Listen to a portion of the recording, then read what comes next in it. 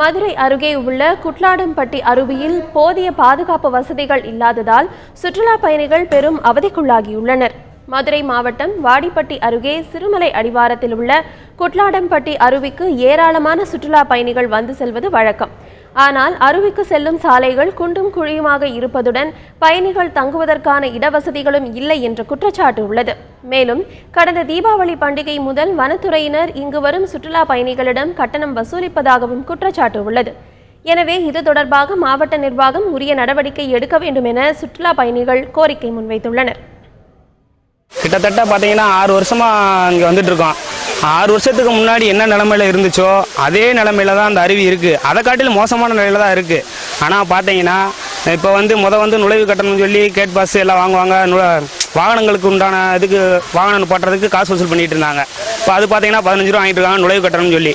நாங்கள் மேலே குளிக்க வரலாம்னு சொல்லிட்டு வந்தால் பாதி மலையில் வந்துட்டு இருக்கோம். பாதி தூரம் ஏறி வந்துடுறோம். வந்ததுக்கப்புறம் பார்த்தீங்கன்னா குளிக்கிறதுக்கு 5 ரூபா நீங்கள் டிக்கெட் வாங்கினா தான் குளிக்கணும் வனத்துறையினர் சொல்கிறாங்க எங்கிட்ட.